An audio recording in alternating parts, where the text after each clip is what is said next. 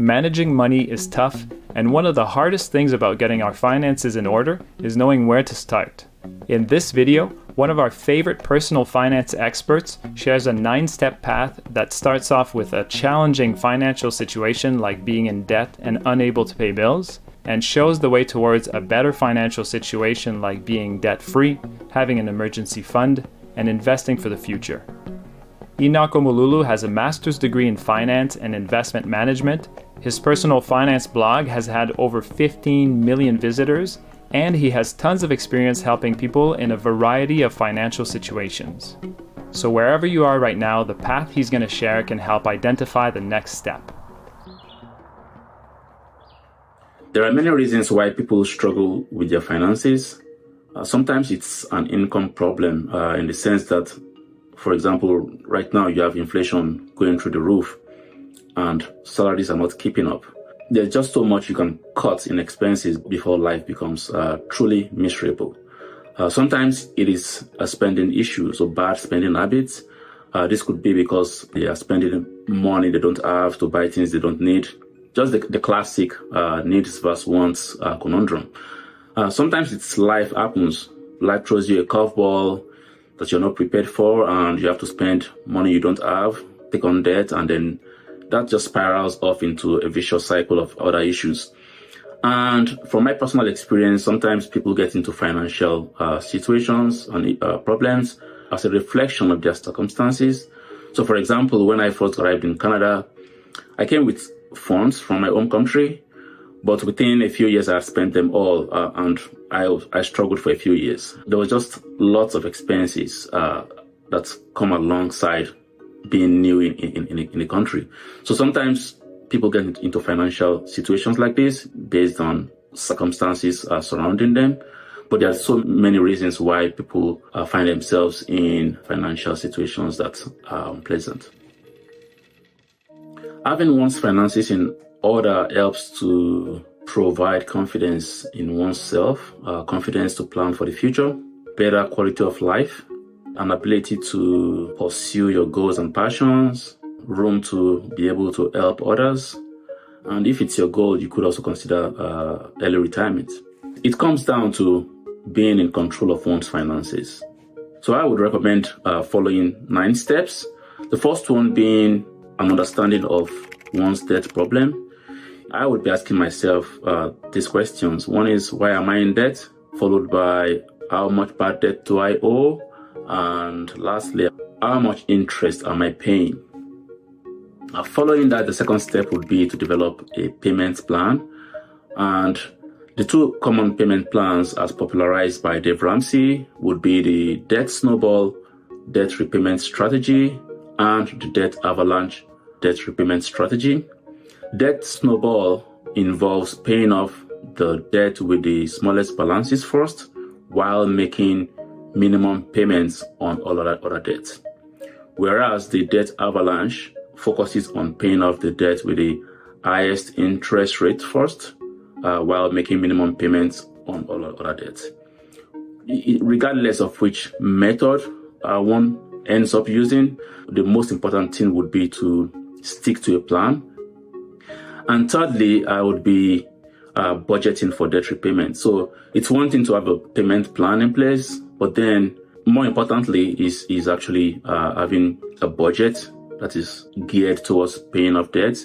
And a budget in this sense means they want us to allocate a specific amount that goes towards paying off the debt. Sometimes it helps to use a budgeting app. It just gives a close to real-time insight into how much is being spent on the various categories of spending. Following that is potentially paying with cash. At some point when I was trying to get out of debt, I had to resort to using cash for most things, and I found it was very useful as it made it a lot harder for me to overspend when I was using cash to make payments. And then next is cut expenses where you can. If you cut expenses, any savings can be put towards paying off debt so as to accelerate the rate at which you're paying off your high interest debt. And then the other step here is increasing income. I found this personally to be the most effective way to quickly get out of debt was by increasing my income.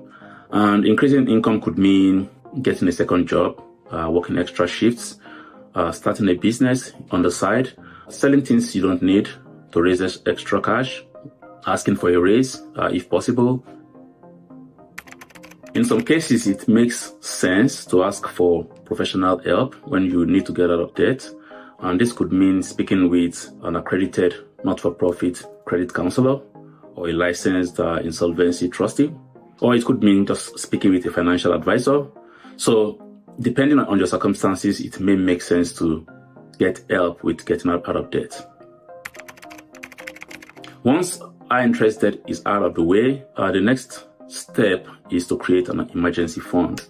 So what an emergency fund does is it's money that you have in an account that is easily accessible.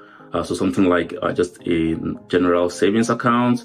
And what it does is it creates a buffer that helps you cushion unexpected expenses. So if, for example, a car breaks down, then one could use those funds to get a repair done without having to resort to using a credit card and then not being able to make those payments on time or getting a payday loan. So what experts say is you're thinking about having 3 times your monthly expenses to maybe 6 months worth of expenses. The final step I would be recommending is investing and saving towards retirement. And that's what that looks like is, depending on your circumstances, again, you have to invest in line with your risk tolerance and your needs. But you're looking at things like the exchange traded funds, so ETFs, mutual funds, stocks, and the likes. The earlier one starts to invest towards retirement, the better, because then you have time on your side.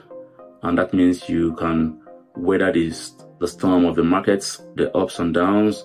You can use compound interest to your advantage over time to grow your portfolio.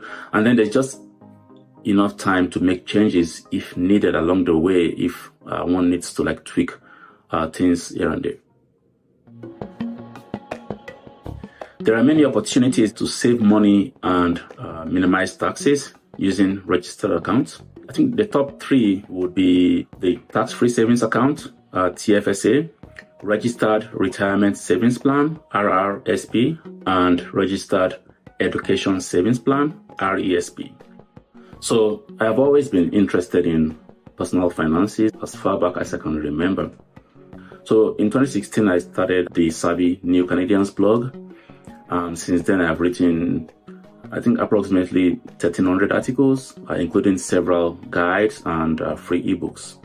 So I would say it's grown well beyond just newcomers, but the intention right from the start was to create a blog where new immigrants can find personal finance information written in language that it's easy to understand.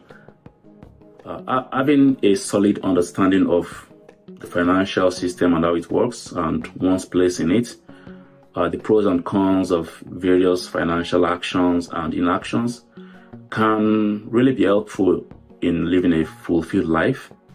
I also think that financial literacy confers a certain level of confidence that can affect other areas of one's life in a positive way. Subscribe to Exploring Alternatives and please share this video if you liked it. You can also check out Enoch's blog at savvynewcanadians.com. Thanks for watching.